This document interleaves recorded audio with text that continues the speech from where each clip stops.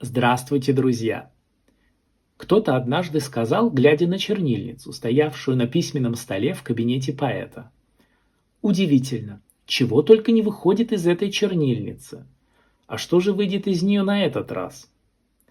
«Так и есть! Это просто непостижимо! Я сама всегда это говорила!»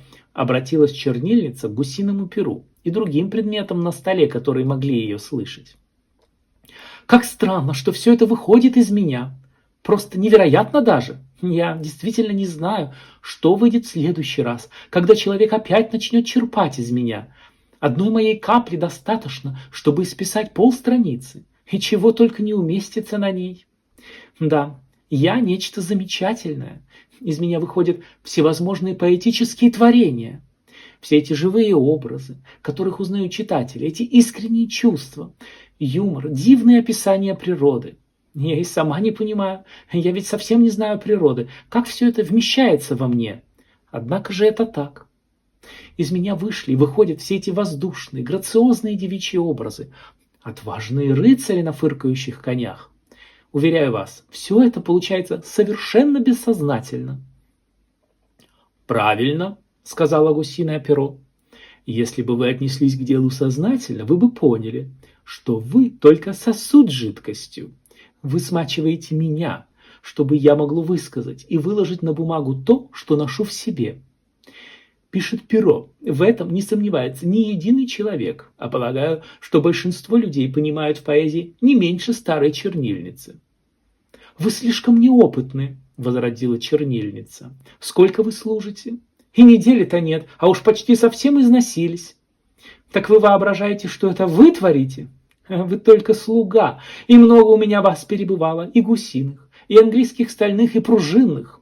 Да, я отлично знакома и с гусиными перьями, и с остальными, и много вас еще перебывает у меня в услужении, пока человек будет продолжать записывать то, что почерпнет из меня». «Чернильная бочка», — сказала перо. Поздно вечером вернулся домой поэт. Он пришел с концерта скрипача-виртуоза, и весь был еще под впечатлением его бесподобной игры. В скрипке, казалось, был неисчерпаемый источник звуков. То как будто катились звеня, словно жемчужины, капли воды, то щебетали птички, то ревела буря в сосновом бору. Поэту чудилось, что он слышит плач собственного сердца, выливавшийся в мелодии, похожей на гармоничный женский голос. Звучали, казалось, не только струны скрипки, но и подставка струн, и деки, и винты, и завиток, и пуговка, и даже подбородник. Удивительно, необычайно. Трудна была задача скрипача, и все же искусство его выглядело игрою. Смычок словно сам порхал по струнам, всякий, казалось, мог сделать то же самое. Скрипка пела сама, смычок играл сам, вся суть как будто была в них, а мастере же, управлявшем ими, вложившем в них жизнь и душу, попросту забывали. Забывали все, но не забыл о нем поэт и написал вот что. Как безрассудно было бы со стороны смычка и скрипки слишком гордиться своим искусством.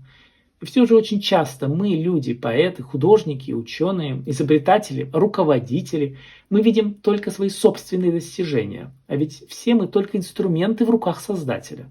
Ему одному честь и хвала. А нам гордиться нечем.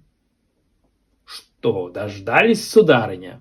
— сказала перо чернильницы, когда они остались одни. «Слышали, как он прочел вслух то, что я написала?» «То есть, что вы извлекли из меня?» — сказала чернильница. «Вы вполне заслужили этот щелчок своей спесью. И вы даже не понимаете, что над вами посмеялись. Я дала вам этот щелчок из собственного нутра. Уж позвольте мне узнать собственную сатиру». «Чернильная душа», — сказала перо. «Гусь лапчатый», — ответила чернильница. И каждый решил, что ответил хорошо.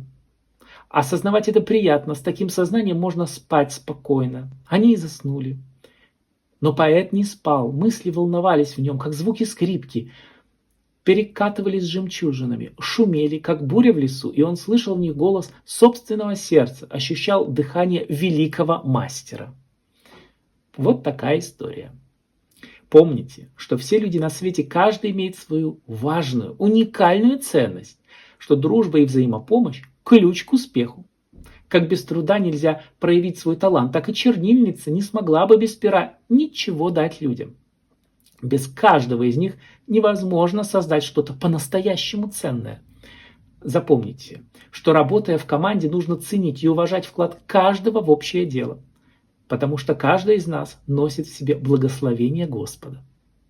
До свидания.